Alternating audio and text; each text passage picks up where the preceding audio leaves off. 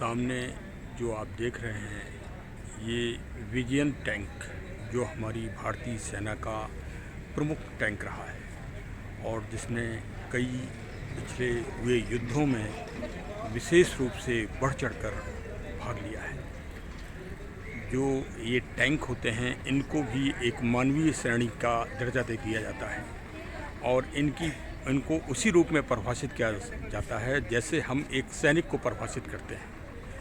तो विजयंता सामने देखिए, इसका स्लोगन भी लिखा हुआ है, Vijayanta meanings victory was the first ideology product use tank based on the Vickers Mark 1 British tank. It power peak and transmissions were revolutionary in design and it had a very accurate and reliable 105 mm और इसने कई जो हमारे रण क्षेत्रों में विजय की एक प्रतीक रहा है।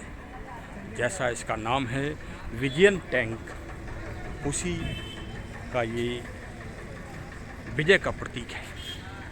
और ये सामने जो जनेश्वर पार्क है उस पार्क के मुख्य गेट पर ये 2 टैंक बहुत अच्छे रूप से व्यवस्थित रूप से रखे गए हैं। सामने जनेश्वर पार्क के मुख्य गेट पर अब हम लोग आ गए हैं। सामने मुख्य गेट पर आ गए हैं। ये पार्क लखनऊ में गोमती नगर एक्सटेंशन के पास मौजूद है, स्थित है और प्राकृतिक और पर्यावरण की दृष्टि से बहुत ही रमणीक है। सामने देखिए, पार्क के नज़दीक हम पहुंच गए हैं और पूरे पार्क सामने आप पूरा गेट देखिए, श्री जनेश्वर मिश्र पार्क, और बहुत दूर दूर से यहाँ पर्यटक भ्रमण करने आते हैं। पार्क सिर्फ एक प्राकृतिक स्थल ही नहीं, ये हमारी ऊर्जा को बढ़ाता है, हमारे मन के विचारों में नई चेतना लाता है, हमारे मन में उपजे कभी कभी कुंठा और निराशा को हम प्राकृतिक चीज़ों के द्वारा ही दूर करते हैं। इसीलिए आपने देखा होगा कि स्वामी विवेकानंद जी और भी कई जो महान संत और विद्वान हुए हैं वो समय समय पर वनों और जंगलों में मानसिक शांति के लिए समय समय पर जाते रहे। तो चलिए, अब आप जंगल और वन तो नहीं जा सकते, लेकिन इन पार्कों में भ्रमण करके मानसिक ऊर्जा जरूर अवश्य प्राप्त कर सकते हैं। प्रकृति और पर्यावरण का तो सुख आपको मिलेगा ही मिलेगा, साथ में निराशा, कुंठा और मानसिक विकार जो उत्पन्न हो जाते हैं उनको भी दूर, क्योंकि ये जो क्षेत्र होते हैं, सत बात वैज्ञानिक रूप से ये है कि ये प्राणवायु ऑक्सीजन के उत्सर्जित केंद्र होते हैं और यहाँ ऑक्सीजन की मात्रा बहुत अधिक होती है। इसलिए ये शारीरिक रूप से हमको तुरंत सुख और ऊर्जा की अनुभूति कराते हैं। चलिए, अब मैं अंदर आपको लेके चल रहा हूँ पार्क में, और अंदर फिर आपको रमणीकता पार्क की दिखाऊंगा। बहुत बहुत धन्यवाद। ये पार्क में जो झील स्थित है वहाँ पर आप मछलियों की संख्या देखिए, कितना अच्छा यहाँ पर मछलियों का पालन पोषण किया गया है। देखिए, यहाँ पर कोई इन मछलियों को मार नहीं सकता है, ये संरक्षित है और विभिन्न किस्मों की हैं, बहुत भारी मात्रा में।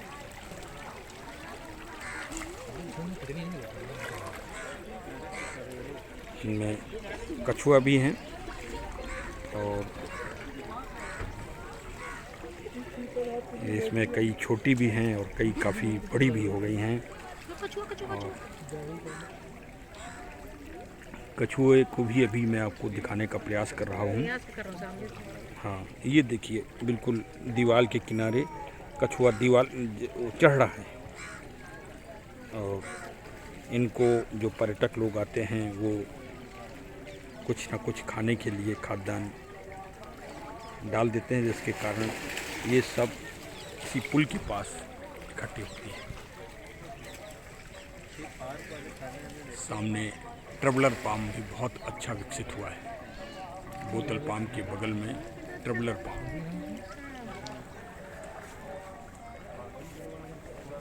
और ये पार्क भी पर्यटकों को बहुत लुभाता है।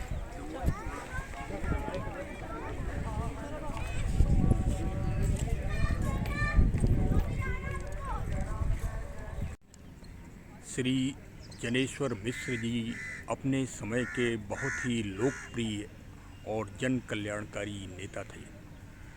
यह राजनेता बाद में थे। पहले इन्होंने जनता से ज़मीन से जुड़कर लोक कल्याणकारी कार्य किए और वास्तव में जनेश्वर मिश्र जी प्रकृति और पर्यावरण के से उनको असीम प्रेम था।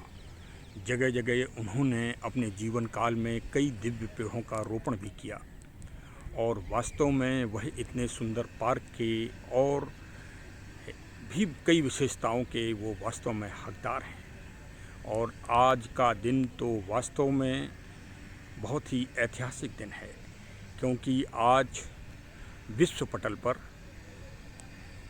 पटल पर अमेरिका यूएसए में क्वाड सम्मेलन हो रहा है, जिसमें विशेष बिंदु जलवायु परिवर्तन और प्रकृति व पर्यावरण के विशेष समस्याएं जो सामने आने वाली हैं दुनिया के, उन पर हमारे माननीय प्रधानमंत्री जी तथा यूएसए के राष्ट्रपति श्री बाइडेन महोदय व जापान तथा ऑस्ट्रेलिया के राष्ट्राध्यक्ष उस क्वाड सम्मेलन में शामिल हो रहे हैं।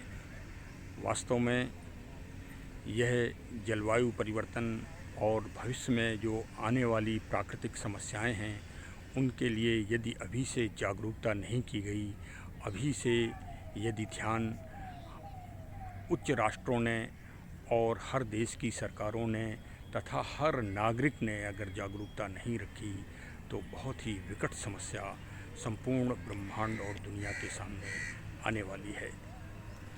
वास्तव में यह पार्क बहुत ही दिव्य है और बहुत ही अच्छे पेड़ पौधों से सुसज्जित है। और यहाँ पर विशेषकर बोतल पाम, अरिका पाम और साइकस पाम तथा रिवोल्टा पाम को बहुत ही करीने से लगाया गया है तथा अन्य फूल के पौधे भी बहुत ही अच्छी तरह से व्यवस्थित रूप से लगाए गए हैं तथा बीच बीच में पानी की झील और तालाब के रूप में बहुत ही सुंदर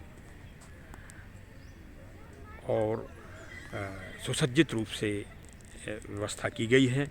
पानी भी बहुत साफ़ है तथा इसमें जीव जंतु अभी मछलियाँ और कछुआ भी दिखाई पड़े हैं। क्योंकि पानी साफ़ है, इसलिए इसकी सुंदरता और अधिक निराली दिख रही है। पेड़ पौधे जहाँ लग जाते हैं, वहाँ पर पक्षी जीव जंतु उनको भी काफ़ी आनंद प्राप्त होता है। सामने देखिए, ये कुटवा की वैरायटी जो अब बहुत ही कम देखने को मिलती है, लेकिन इस पार्क में देखने को मिल रही है। देखिए सामने उड़ गया। और बहुत ही सुंदर और आकर्षण है इस पार्क में। जब भी आप लखनऊ आएँ, यहाँ गोमती नगर एक्सटेंशन में ये पार्क स्थित है, अवश्य देखने आइए और प्रकृति का आनंद लीजिए। साथ में बच्चों को भी लाइए, आपके रिश्तेदार मेहमान आए हों उनको भी लाइए, जिससे प्रकृति को आप विशेष जागरूकता चारों तरफ फैले और हर घर घर में पर्यावरण की सुरक्षा व जागरूकता के लिए चाहे 4 ही पेड़ लगाए जाएं।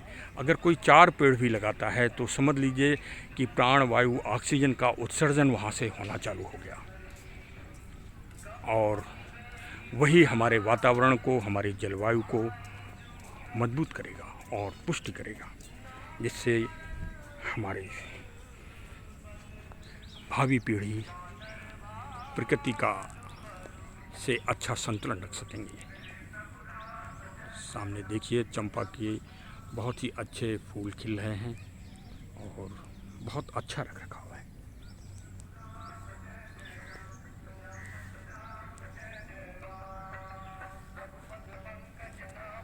चलिए, बहुत ही सुंदर और आकर्षण है। किनारे किनारे काफ़ी ऊंची बिल्डिंग्स भी बन गई हैं, जिसके द्वारा इसकी सुंदरता और निराली हो गई है।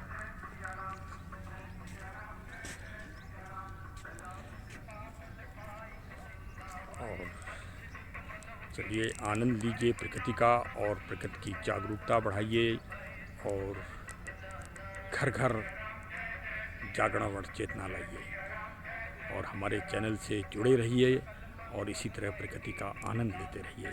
बहुत बहुत धन्यवाद। Thank you.